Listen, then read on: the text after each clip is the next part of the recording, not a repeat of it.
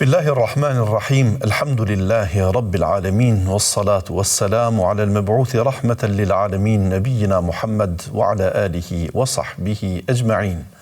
Amma ba'd, të respektuar teleshikues, ju përshëndesim kudo që jeni dhe nga do që na ndiqni. Assalamu alaikum wa rahmatullahi wa barakatuh. Popujt e Kur'anit është emisioni jon që na bashkon çdo javë dhe takohemi për të folur për diçka nga historia e të kaluarës, histori të cilën e transmeton fjala e Allahut, e transmeton Kur'ani që e vjen tek ne për të pasur se si ishin, se si kaluan, se si vepruan ata. Dhe çfarë ka më mirë se një histori të jetë shumë e sigurt e transmetuar me besnikëri të madhe, me besueshmëri të pranueshme për besimtarët natyrshëm që i besojnë Kur'anit, dhe derisa jemi besimtarë të tij dhe të vet ati që e tha fjalën e tij për atë Allahun xhalla xhelaluhu, nuk kem kurfar dyshim se mësimet më të mira janë ato që nxjerren në Kur'an, në këtë rast edhe historitë më të mira janë ato që përmenden në Kur'an. Sa mirë është që të kem histori të cilat Allahu i përmend dhe ato ne e dim se nuk janë asnjëherë rastësisht. Rallë ndodhe në jetën e përditshme që njerëzit të tregojnë diç nga e kaluara vetëm për të zënë kohë muhabet. Zakonshëm, sidomos në për vende ku bisedat janë serioze, në për vende akademike, në për ligjerime, aty ku shkruhet, aty ku thuhet fjala për të thënë, zakonshëm është për qëllim e sotmja, ndoshta edhe ardhmja, por kur aty përmendet historia është qëllim që të thuhet diçka nga e kaluara që të jetë mësim për të tashmen. Me Davudin a.s. është vështirë që ta përmbledhim edhe sot gjithat historitë e tij të bujshme. Ishte njeri i përmendur për ibadetin e tij të veçantë. Kishte ndarjen e natës, për namaz të natës në mënyrë të veçantë, kishte edhe agjerimin e tij shumë të veçantë. Ishte i dërguar i Allahut që Allahu i kishte dhënë mundësi, ja kishte zbutur hekurin që ai pa e nxeh hekurin, pa e skuqur atë, mund ta lakonte, mund ta drejtonte dhe mund të bënte me të çfarë të doj. Përveç që mund të vepronte me hekurin, ai atë nuk e kishte thjesht për të treguar forcën, por me hekurin ai punonte. E që i bie se Davudi a.s. përveç që ishte profet, ishte edhe mbret, mirë po nuk ushqehej nga paga që do të meritonte një udhëheqës, të merrte nga ta quajnë në ditët e sotme nga taksat e popullit. Davudi a.s. e veçantë e tij ishte që punonte me duart e veta, ushqehej me duart e veta dhe zakonshëm bënte mjetet të luftës, pra mjete mbrojtëse e tjera, të cilat i shiste, i bënte me durët e veta, i shiste dhe nga ato bante familjen dhe familjet e tyre, sepse kishte shumë gra Davudi a.s. Në kuadër të kësaj, pra ai njeri njihet për këtë lloj të ibadetit, por ishte edhe diçka e veçantë, kur ai madhronte Allahun, kur ai bënte tesbih, bënin tesbih edhe kodrat dëgjoheshin. Jo vetëm, edhe zogjt në momentin kur ai thonte diçka nga fjalët madhruese të Allahut xhalla xhelaluhu, pra ndonjë fjalë subhanallah, alhamdulillah, të ngjashme Allahu akbar, edhe zogjt, edhe shpendët faktikisht bënin po të njëjtin veprim me zërin e tyre që kuptohej se Davudi a.s. pra me atë madhrim i ngacmonte. Me fjalë tjera, kishte shumë çka të përmendet për Davudin a.s. por ndërto ishte që Allahu xhalla xhelaluhu i dha dhe fasl al-khitab, ishte i gatshëm që të gjykonte në mesin e njerëzve. Në gjykimet e tija ishte shumë i veçantë, por njëherë prej herave i ndodhi një ngjarje interesante. Ai ishte në mihrabin e tij. Mihrabi ishte pra faltoria, sepse sikur përmendëm Davudi a.s. kalonte shumë nga koha për ibadet, për adhurim.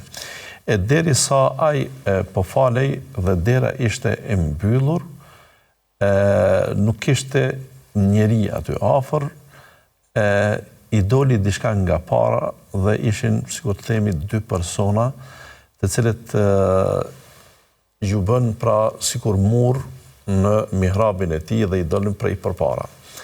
Gjatë që Davudi a.s. u friksua shumë se vërtet një gjendje të tillë vetëm me imagjinu është trishtim. Për çfarë do burri le të jetë, çfarë do trimi le të jetë, pra në dhomën ku ti je vet dhe e di se as nuk është dritarja hapur, as nuk është dera hapur, dhe po të futet edhe një antar i familjes madje, i cili eventualisht mund të shkojë mendja se qenë ka fshehur në ndonjë vend diku pas perdeve ose tek muri ose tek ndonjë koltuk ose në ndonjë orman ose të ngjashme me fjalë tjera, prap të trishton. E mos flasim nëse ty të del dhe ai është njeri i panjohur. Ata dy persona kishin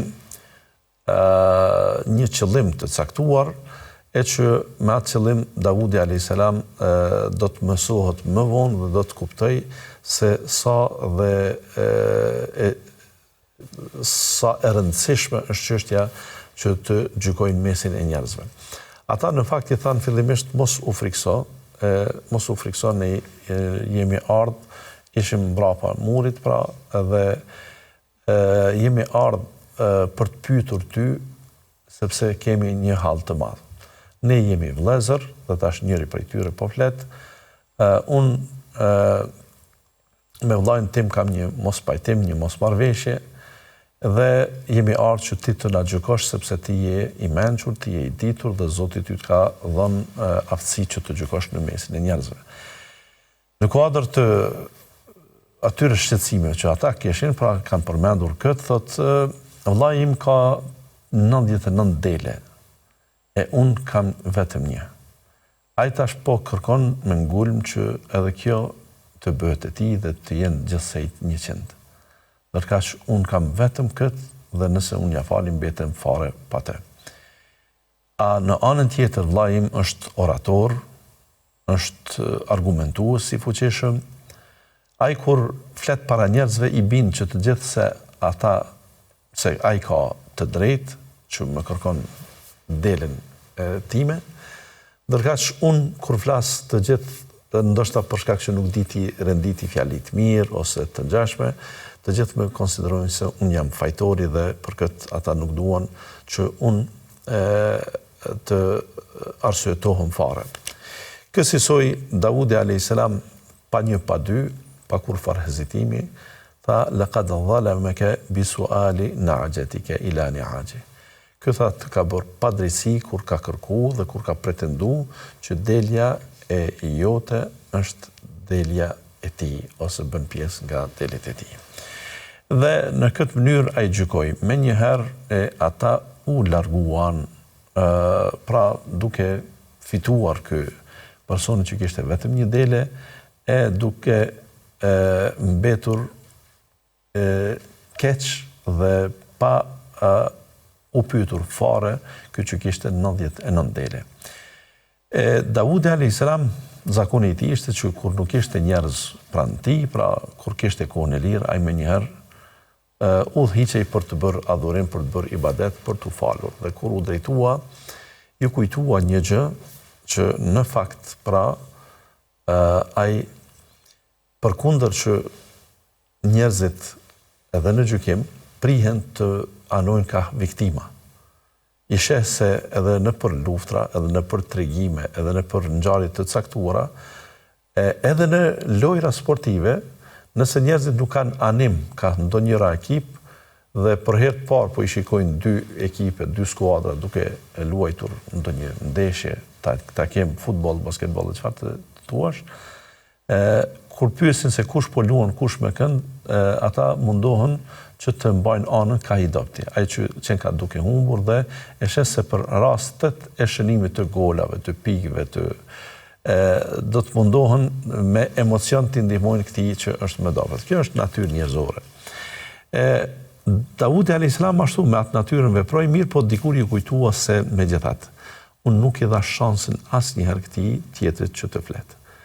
Ky ishte ndoshta orator dhe ndoshta do të më mushte mendjen më shumë, dhe kjo qenë ka dhe arsye se ata në fakt para njerëzve të tjerë kanë qenë krejtësisht të qartë se këtij i takon Delja 100, pse unë gjykova kaq lehtë dhe shpejt dhe ai në fakt e kuptoi se kishte gabuar dhe Allahu xhelle xhelaluhu thotë e kuptoi gabimin dhe kërkoi falje te Allahu e Allahu ja fali mëkatin. Në fakt, ata nuk ishin njerëz, ata dy persona që i dolën nga para ishin melek, që e kishin këtë mundësi, këtë aftësi që të fshihen dhe i treguan pra në fund se ne në fakt jem vetëm për të provuar se si ti po gjykon. Allahu xhelle xhelaluhu për ta forcuar dhe më tej Davudin alayhis salam, të cilit i kishte dhënë edhe forcë, edhe profetësi, pra tashmë edhe mbretërinë, dhe ishte njeri që po ashtu pra si udhëheqës, si mbret, këtë besoj.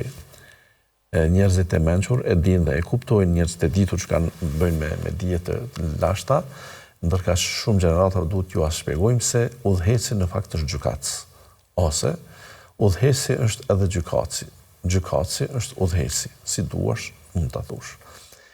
Kur më vonë pushtetet janë ndarë dhe gjykata ose drejtësia i është lënë, pra është pushtet i veçantë, kjo është për shkak të rritjes së popullit, të popujve, dhe që çështjet nuk mund t'i ndajnë gjithmonë ata që janë lider. Pra nuk mund t'jetë presidenti, apo mbreti, apo kryetari, apo kancelari, apo kryeministri, varësisht se çfarë organizimi pra i pari i atij vendit, nuk ka mundësi të merret me gjitha lëndët dhe problemet që i kanë njerëz. Por në parim, gjykatësit janë të emërtuarit e tyre, ose të emëruarit e tyre në pozita, janë ata që delegohen çështjet tek ata dhe për këtë pra, sikur sot me thënë, pra është çështje e kryerjes është pushteti ndarë dhe ai që bëhet president nuk kërkohet që të jetë i ditur në fushë të caktuar. Pra, mund ta themi lirisht, pra në këtë kontekst,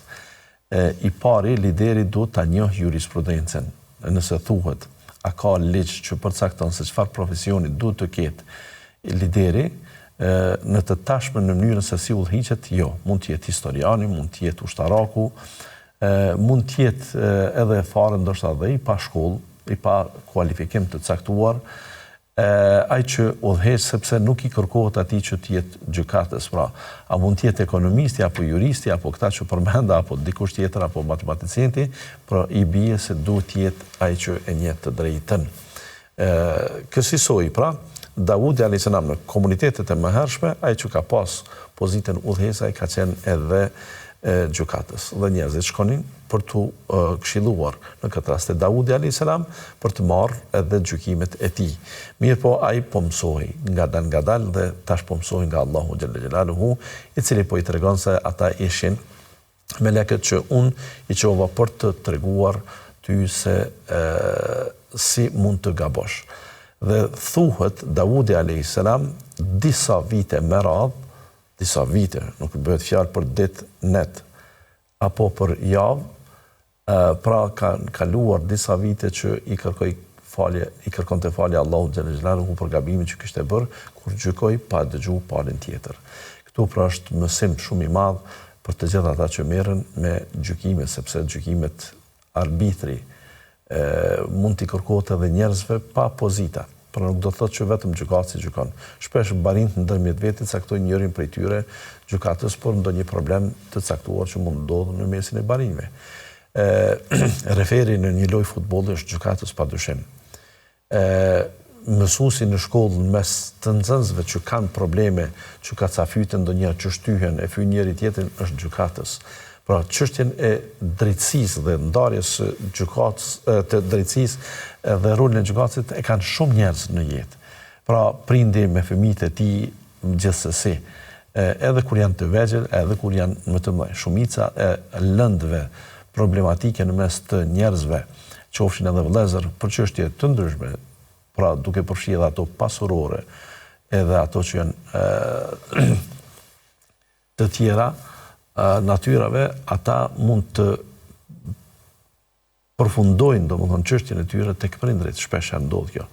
Ndoshta jo vetëm baba, mund të jetë nëna, mund të jetë dytë, mund të jetë asnjëri prej tyre, por mund të jetë të afërmit e tyre, agja, daja.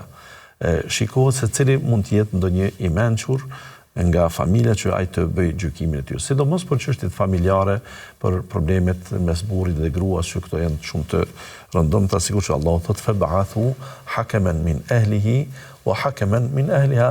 Kur një çift bashkëtorë kanë probleme, nuk do të nxitojnë për një herë të shkojnë në gjykatë dhe për një herë për të përfunduar në divorc, por shihni se apo mund të zgjidhin ata problemet e tyre, apo mund të merren vesh. Nëse jo, atëherë thot një i mençur nga familja e tij dhe një i mençur nga familja e saj, le të bëhen bashkë dhe të gjykojnë mesin e tyre, ti dëgjojnë palët e kësaj soji. Pra, kjo është një mësim jashtëzakonisht i madh.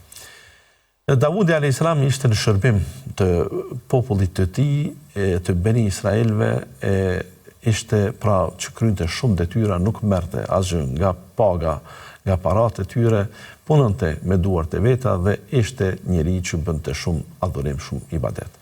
O Zoti i madh, sa lakmi e madhe është që të kesh një udhëheqës që jo vetëm që të gjykon me drejtësi, por ka drejtësi hynore, drejtësinë e Zotit. Jo vetëm që gjykon dhe ka drejtësi hynore, por është një adhurues i denj, nuk është ai që i mëkaton Allahut. Nuk e shfrytëzon karrikën shtetërore për të pasuruar, përkundrazi, ai ushqehet nga vetvetja, nuk ka interes nga puna që e bën, por e ka mision të pastërt, dhe sa interesante është që ai pra me Allahun i forcon lidhjet. Është në agjerim një ditë po, një jo, është në pjesë të madhe të natës, në adhurim, jo shumicën e natës, por me në disa ndërprerje thuajse si agjerimi e ka pra. Edhe ka pushuar, është shu, është fal, ka pushuar prap, është shu, është fal, derisa ka ardhur koha e namazit të sabahut. Një njeri të këtill ta kesh është shumë interesante, por më vonë shumë prej pasuesve të tij njëllosën për të dhe thurrën gjëra tepër më interesante. Sidomos këtë çështjen e 99 deleve e kanë komentuar jashtëzakonisht shumë. Sikur Davudi a.s. pas ka kërkuar dikujt gruan që ta bënte grua të tij dhe ka detyruar atë me pushtetin që ka që ai të ndahë ta shkurozoj se i pas ka pëlqyer. Unë jo rastisht në fillim përmenda Davudi ka pas shumë gra. Pra nuk ka pas nevojë që të martohet me gruan e dikujt sepse i pas ka pëlqyer. Se dikush është munduar dhe pas gjithë kësaj sakrifice të madhe të këtij njeri të madh ta trajtoj si një mëkatar, si një njeri i dhënë pas egos, epsheve, dëshirave, pasioneve, të sëmura të tij, edhe duke përfshi këtu edhe ato që kanë bërë me moralin dhe munduan që ta njëllosin. Por njerëzit e tillë natyrshëm që humbin vlerat e tyre, duke treguar se sa janë respektues, pra sikur që kishte thënë i dërguari Muhamedi sallallahu alaihi wasallam për Musa alayhis salam, që e kishim disa javë më herët, kur tha për një sprov të tij, tha Musa alayhis salam është sprovuar edhe më shumë dhe ka duruar. Dhe ne pak kishim përmendur, pra shumë pak nga ajo që kishte vuajtur Musa alayhis salam, por edhe një çështje e tillë do t'i përsëritet edhe Davudit alayhis salam. Ndonse Musa dhe Davudi nuk janë profet të një pas njëshëm, mirë po siç thot pejgamberi sallallahu alaihi wasallam, pejgamberët tek Beni Israelit ishin shumë dhe ishin të ngjeshëm dhe të shpeshtë. Në fakt edhe prej atyre 25-ve që janë të përmendur në Kur'an, shumica prej tyre janë që kanë qenë të dërguar tek Beni Israelit. Mos lasëm sa prej tyre, sikur ky që ishte në rastin e Davudit që e përmend në javën e kaluar, Shamuili, që ishte njëri prej tyre që është përmendur në hadithe të sakta, por nuk është që është përmendur në Kur'an. Pra ka shumë pejgamber që kanë qenë të tillë, pra sikur ky që ishte para Davudit alayhis salam. Megjithatë Davudi është si mbrim këmbës i Beni Israelve. I kishte ngrit popullin lart shumë, kishte drejtësi të hatashme.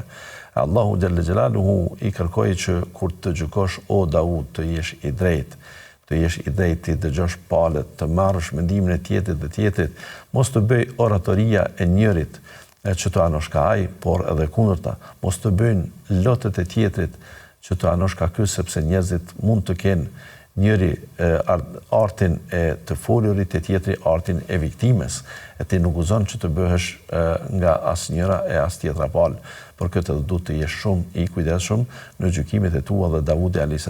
mori mësimin e duhur dhe me tutje në fakt jo vetëm që u pendua dhe i kërkoi falje Allahut, dhe kjo i zgjati disa vite pra në kërkim falje, por ishte edhe model për vete edhe për të tjerët, sepse Allahu nga një herë dikujt ja çon njerëzit për të kërkuar gjykim, që më shumë ndoshta është mësim për këtë gjykatësin se sa sprova e tyre që është qaq e madhe. Pra Allahu i mëson robërit e tij në mënyra të ndryshme edhe nëpërmjet këtyre rasteve që kanë të bëjnë me problemet e njerëzve. Është edhe një ngjarje tjetër interesante shumë që duhet ta përmendim dhe po ashtu do të përmendim edhe përfundimin e Davudit a.s. por njëherë do të bëjmë një shkputje të shkurtër, ju qëndroni me ne do të themi pas pak.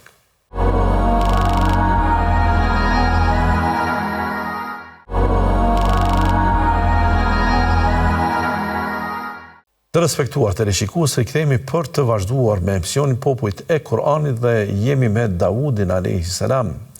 Një pejgamber shumë i çmueshëm tek Beni Israelit me shumë vlera të mëdha, një lexues me lexim tipik si Davudi.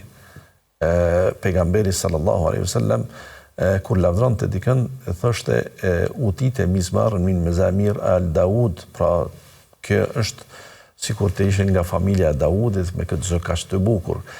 Kishte librin, Zeburin, adhuronte Allahun në mënyrë interesante, agjeronte një ditë, prishte ditën tjetër, fale shumë, po ashtu në kohë interesante, shumë adhurues, jetonte nga puna e dorës së tij, e kishte të lehta të punonte me hekurin, pa pasur nevojë që atë ta nxehë dhe ta lakoj. Ishte zbutur hekuri në duart e tij.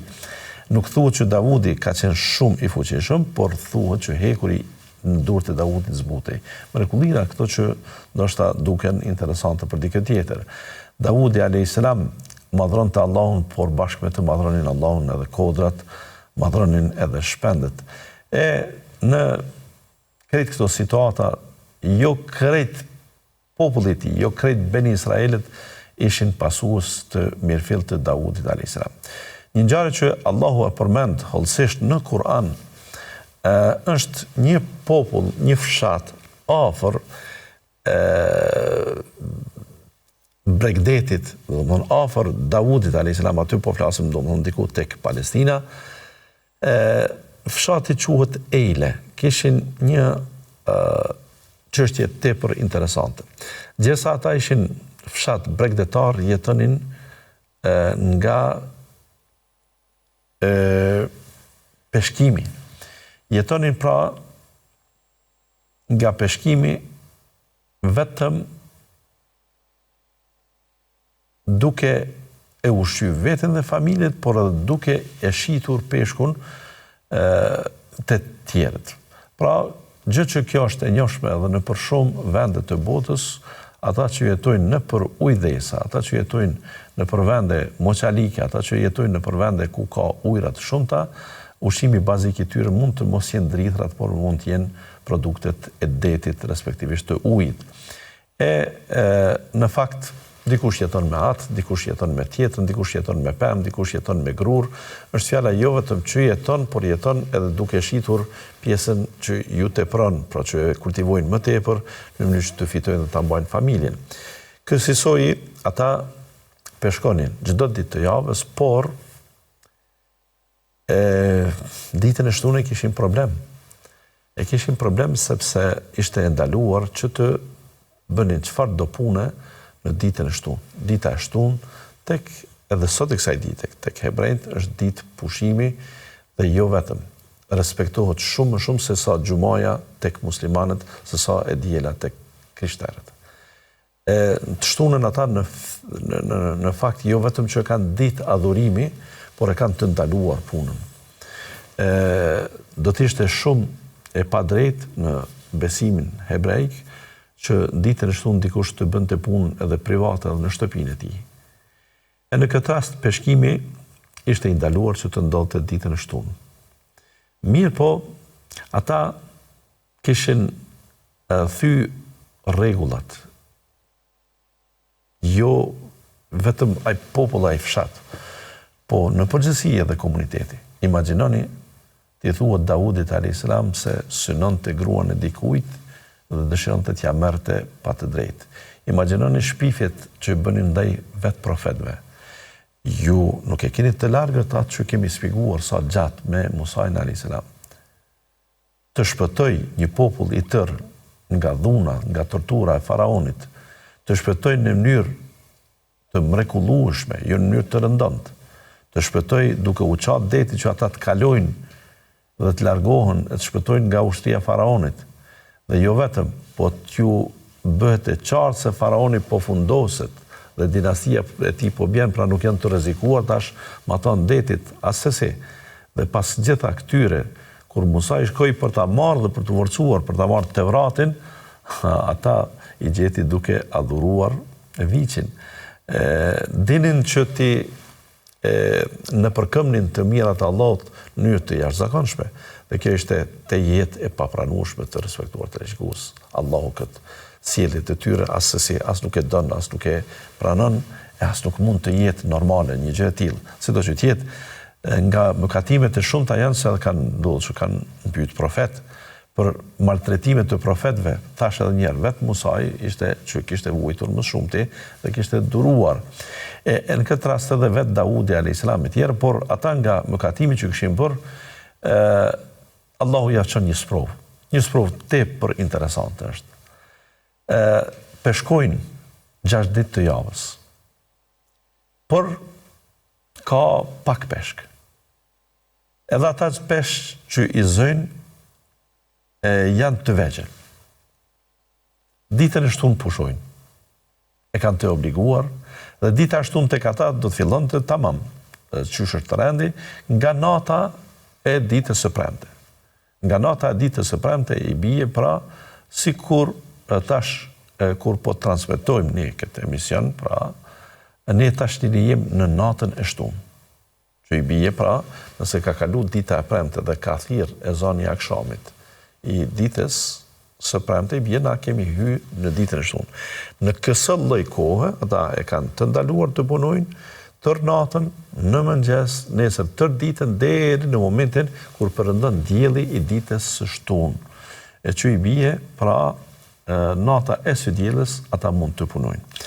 Në atë periudhë kohore vijnë peshq jashtëzakonisht shumë dhe janë të mëdhenj. Dhe kur themi jashtëzakonisht shumë, ata peshq dalin nga uji, dalin dhe kërcejnë. Dhe këta thonë, po ku ishin djegta?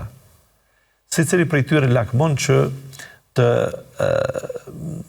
kishte këta peshq edhe për të ushqyer vetë, por edhe për shitur se kishe shumë kilogram pastaj. Mirë, të gjithë mendonin, po mirë, të dielën do t'i gjejmë, por çudia edhe më e madhe. Ta të dielën zhdukeshin fare. Do të thotë kjo është një sprovë që ju ndodh njerëzve në çështje të mallit, të pasurisë, edhe në ditët e sotme, edhe jo vetëm një populli, por edhe individëve. Pra ka mundësi nga një herë që dikush thot në ditë të vikendit fiton shumë. A unë 6 ditë të javës të tjera nuk fitoj sa fiton filani. Kur fillon ti me punu në atë ditë, as ti nuk je punë. Jo vetëm kaq. Dikush në të njëjtin lokal, me të njëjtën veprimtari që ti punon, dhe ti nuk je punë mjaftueshëm, ndonë se mundosh ta mbash lokalin me të gjitha parametrat mirë, vjen dikush dhe bën po të njëjtën veprimtari pas te dhe ai ka shumë punë, atë e ke mbyllur për shkak se nuk je punë. Sprova të tilla duhet t'i lexojmë dhe duhet të marrim mësim të nderuar teleshikues. Sa njeriu sprovohet në çështje të pasurisë dhe në mënyra të ndryshme. E ata tash kur po shohin një javë, 2 javë, 3 javë, po kalojnë njëra pas tjetrës, kanë lakmi të madhe që t'ja bëjnë disi me ditën e shtunë, sepse të premten nuk ka peshk. E as të ejten, as të mërkurën, as të martën, as të hënën, as të dielën nuk ka mjaftueshëm. Hajde do të shpresojmë se tash kur u paraqiten këta pesh kaq shumë, në ditën e shtunë, ndoshta të dielën e radhës do të kemi mjaftueshëm. Kur dalin të dielën është njëjtë sikur java kaluar, sikur e premtja që ishte. S'ka peshk. E disa prej tyre shkuan drejt një mendimi ndryshe. Thamë pse ne të mos bëjmë një taktik. Tash ta thyjnë këtë rregullin e hatashëm që e kanë në fe, që është shumë i paprekshëm, shumë i kuqe, që të shkojnë dhe të peshkojnë në ditën e shtunë nuk bën. Dhe kjo ishte jo vetëm e ndaluar, por edhe populli i gjykonte nëse do të shihte se dikush po punon në ditën e shtunë. Dhe ata menduan të bëjnë një lloj hile. Hilja ishte kësaj. Ditën e shtunë ata nuk kanë të drejtë të punojnë, peshqit do të lajmërohen atë pjesën ku ata janë duke jetuar dhe duke peshkuar, dhe tash nuk di se si ta shpjegoj dhe unë në mënyrë figurative, por ata tash po mundohen që të bëjnë një rjet, ta vendosin gjatë ditës së shtunë, kur peshqit janë të shumt dhe fluturojnë edhe në ajër, edhe kërcejnë e binë prapë në ujë, të vendosin një pengesë që ata të mos kenë shans të largohen në ditën e shtunë në mbrëmje. Që ata kur të fillojnë të peshkojnë, ta kenë vendit të mbushur me peshq. Dhe ky mendim ju duket interesant dikujt tjetër, por shumica e njerëzve refuzon. O nuk bën ne hiç sepse kjo është provë e Zotit. Duhet të pajtohemi me të, ai don të përçojnë një mesazh e tjera, mirë po ata nuk pranojnë lehtësisht. Nuk pranojnë lehtësisht sa që mendojnë për këtë lloj hile, e kjo lloj hile natyrshëm gjykohet, por edhe fillojnë të shohin të tjerë se si po përfitojnë. Ne po bëjmë burra të mirë, po respektojmë ditën e pushimit fetar që e kemi, por këta po fitojnë megjithatë. Dhe kësaj pra po rritet dhe po shumohet numri i tyre. Aty tash Beni Israelit u ndanë në dy pjesë fillimisht. Njëra pjesë që bënte këtë veprim, pjesa tjetër e cila vazhdonte të refuzonte këtë veprim, të këshillonte, mundohi që ti ndalonin nga ky veprim se ju po punoni në ditën e shtunë. Me kalimin e kohës, ata një javë, e dy, e tri, e disa javë, vepruan dhe panë që nuk ka asgjë të keqe. Po të kishte Zoti ndonjë qëllim, do t'ju hakmerrej me njëherë. Këta të mirët e dinin se Zoti nuk vepron me njëherë. Zoti vonon kur çon sprovën e tij, por nuk harron, nuk neglizhon. Të mirët kështu e din, por të këqit e mendojnë se pse çfarë. Edhe unë jam njeri, sa njeri, ka bërë mëkate dhe ai i ka punë më mirë se ne. Sa populli janë mëkatar, janë gjunaqar, s'kan besim të drejtë, por ata janë ekonomikisht më të fortë se ne tjerë. Thu se historia mbaron me vitin e caktuar ose me dekadën e caktuar. Mos u ngut. Tilke ayyamun nudawiluha bayna an-nas. Ditët sillen në mesin e njerëzve. Allahu kur don të ndodhë një sprov, ka durim.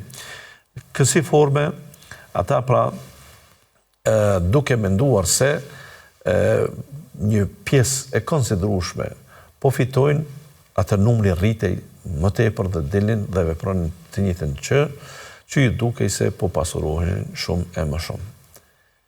Doli në pa edhe kategoria e tretë. Kategoria e tretë ishte ajo që filloi tash të jetë ndërmjetësues mes dy palëve. Këta që po punojnë gabimisht, edhe këta që po i ndërhyjnë në çështjet e tyre, ani pse këta kanë mirë. Dhe tash ta vinë ndërmjetësuesit dhe u thonë, në vend se ti qortojnë ata, pse po bëjnë, ju thonë këtyre përmirësuesve, pse ju i ndërhyjni? Pse ju merrni me ta? Lerin nëse Allahu ata do t'i dënoj, Allahu do t'i dënoj, dhe ju nuk keni arsye që absolutisht të mendoni se keni të drejtë ti ndërhyjni dhe ti përzini. Po i citoj ajet Kur'an që Allahu në këtë rast përmend. Was'alhum anil qaryati allati kanat hadirat al-bahr. Do të pyeti, pra pyet intereso për fshatin, për vendbanimin I cili ishte afër detit, idh ya'duna fi as-sabti idh ta'tihim hitanuhum yawma sabtihim shurra'a. Do të ata kur pushonin ditën e shtunë dhe në ditën e shtunë të tyre vinin peshqit në mënyrë jashtëzakonisht të pasur, wa yawma la yasbituna la ta'tihim. Ditën kur ata nuk pushojnë, nuk vinë, pra ditën kur punojnë nuk ka peshk. Kadhalika nabluhum bima kanu yafsukun, thot Allah. Kësaj ne I sprovojmë ata për shkak që kanë mëkatuar më përpara. Pra nuk është kjo është e rastishme. Pse ditën kur ti punon nuk ka myshteri, nuk ka punë, pse ditën kur punon ai tjetri ka punë, pra ka diçka që duhet ta marrësh parasysh, ose është sprov e hakmaris në kuptimin që Zoti don të pastroj, ose ka diçka tjetër. Wa idh qalet ummatun minhum lima ta'idhuna qauman illahu muhlikuhum aw mu'adhibuhum. Ajo pjesa e tretë që doli në pa, pse I thot ju I ndërhyni njerëzve që Allahu ndoshta I shkatron, ndoshta I bën azab, I dënon adaben shadidan, me dënim të vërën të vështirë. Pse ndërhyni? Ata I thonë, qalu ma'diratan ila rabbikum wa la'allahum yattaqun. Ne thot mundohemi që ta bëjmë punën tonë dhe të arsyetohemi para Allahut. Edhe nëse ne dim që ata nuk na dëgjojnë, ne duhet ta kryjmë punën tonë të urdhit për të mirën, ndalim nga keqja. Kjo është sikur në ditët e sotme çështja e kamatës, çështja e alkoolit, çështja pse ju I ndërhyni, pse ju hoxhallar të flisni, pse ju I përzini njerit në jetën e tij të përditshme. Pse në çështjet e tij private ju ndërhyni? Nuk është çështje e dëshirës, është çështje e detyrës. Njeri që bën mëkat duhet t'ia tërheqim vërejtjen, është obligim, për këtë jemi në këtë botë. Nuk jemi në këtë botë vetëm ne për të ushqyer dhe për ta adhuruar Allahun, por duhet edhe t'i largojmë të tjerë nga keqja, sepse e keqja përfshin atë dhe më përfshin mua, përfshin fajtorin dhe përfshin edhe të pafajshmin. Andaj duhet të kemi shumë kujdes në gjërat e tilla. Dhe kur këta tash mendojnë se po veprojnë mirë, atëherë Allahu xhalla xhelaluhu bën një veprim tepër interesant. Dalin mirë, po një ditë prej ditëve këta të mirët fillojnë të diferencohen në vendbanim nga të këqit. Ndërtojnë banime të tjera, krejtësisht ata I largojnë, I izolojnë, sepse megjithatë janë të mbindur që dënimi I Allahut një ditë do të zbresë dhe nuk duan që t'i gjejnë së bashku duke jetuar kur vi dënimi I Allahut. Tash po banojnë në pjesë të ndryshme, mëkatarët në një anë, besimtarët e devotshëm në anën tjetër, megjithatë kishte familjar. Ndodhte që vllai në njërin anë, vllai tjetër në anën tjetër, babai në njërin anë, fëmia në anën tjetër.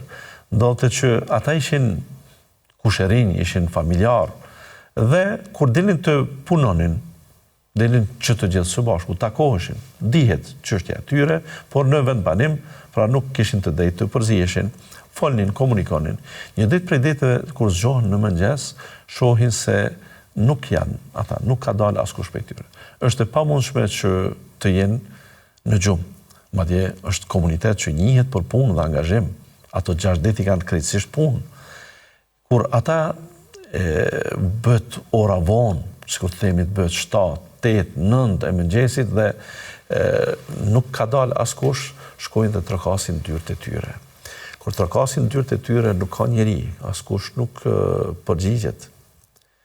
Edhe nuk kanë dalë me punu, edhe nuk janë në vend banimit e tyre, kjo I bën të preken shumë, mendojnë që mos eventualisht ka ardhur dënimi I Zotit dhe kanë vdekur që të gjithë në vend banimit e tyre, I thyen dyert dhe çfarë të gjejnë. Është ajeti I Kuranit dhe po e citojmë: "Falamma nasu ma dhukiru bihi anjayna alladhina yanhauna 'anis su." Kur ata harruan për çfarë atyre u tërhoq vërejtja, ne besimtarët e mirë dhe drejtë të cilët ndalonin nga keqja I shpëtuam. Wa akhadna alladhina zalamu bi'adabin ba'is. Zullumçarët i dënuam me një dënim të poshtruar, bima kanu yafsukun, për shkak që ata mëkatonin. Cili ishte dënimi? Falamma atau an ma nuhu anhu, kur ata të kaluan përkundër tentativave që të tjerë të ndalojnë, t'ia tërheqin vërejtjen. Kjo është ditë pushimi që e keni caktuar, është ditë adhurimi, është ditë e Zotit, ditë që ju duhet të jeni në faltore e të tjera, dhe rregull që ata kishin bërë dhe ishin pajtuar për këtë, nuk u pajtuan, pra që të ndalohen. Kulna lahum kunu qiradatan khasiin, u tham atyre i shndruam në majmun. Dhe kur shkuan dhe këta hapën derën, shohin krijesa të shumta, pra që janë majmun. Habitën, çuditën. Këta majmunët nuk flasin, nuk mund të flasin tash. Por në anën tjetër, njerëzit, kushërit e tyre, të afërmit e tyre i njohin. Këta nuk mund të flasin, por kur kanë hyrë këta dhe i hapin shtëpitë e tyre, secili prej tyre afrohet tek i afërmi, mundohet që t'i thot diçka. Këta trishtohen nga këta majmun kush janë dhe e kuptojnë se sikur ju thonë, luteni ju Zotin që të na kthej ne nga e para siç ishim. Të nderuar televizionistë, jo që po tregojmë histori të thatë. Allahu xhalla xhelaluhu mëkatarët i ka shndruar në krijesa të tjera. Kjo ka ndodhur në histori. Allahu ata që nuk kanë njoft kufi dhe i është dukur se Zoti të gjithë i toleron, le të besoj kush të besoj, feja është çështje e lirë, ne edhe prej kamatës ushqehemi, ne edhe prej dhunës ushqehemi, ne edhe prej mbytjes ushqehemi, ne edhe prej plashkitjes ushqehemi, ne edhe prej vjedhjes ushqehemi. Nëse dikush e mendon që kjo është drejtësia dhe Zoti është i tërhequr dhe vetëm këshyr seri, siç themi ne, e keni gabim, se për këtë arsye po përmendet kjo ngjarje në librin e Allahut me kaq shumë hollësi. Allahu xhalla xhelaluhu është i njëjti, vonon por nuk harron.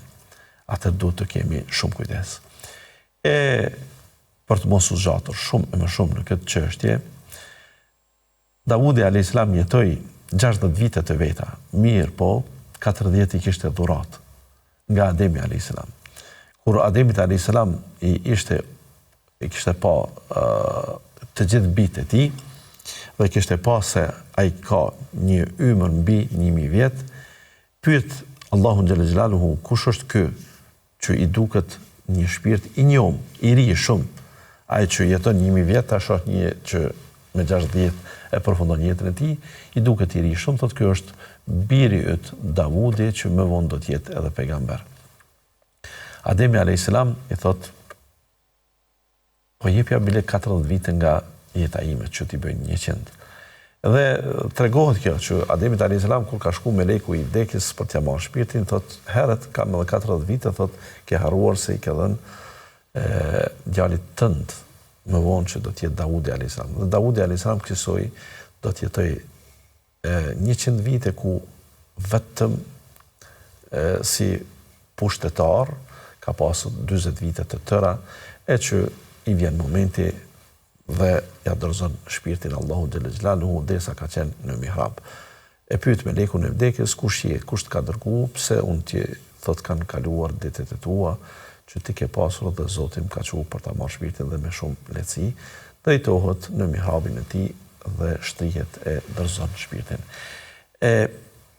Lajmin për vdekjen e tij do ta kumtoj djali i tij Sulejmani, që ne do të bëjmë fjalë për të dhe për pushtetin e tij që do ta trashëgoj, i cili është edhe pejgamber e edhe do të jetë mbret dhe gjykatës Sulejmani alayhis salam. Në javën tjetër me këtë njeri tjetër, inshallah taala, me këtë pejgamber, me djalin e Davudit, dhe këtu po ndahemi për sonte. Qëndroni me ne akoma tutje me emisionet tjera të PIS TV. Ju lënë në kujdesin Allahut. Wassalamu alaikum wa rahmatullahi wa barakatuh.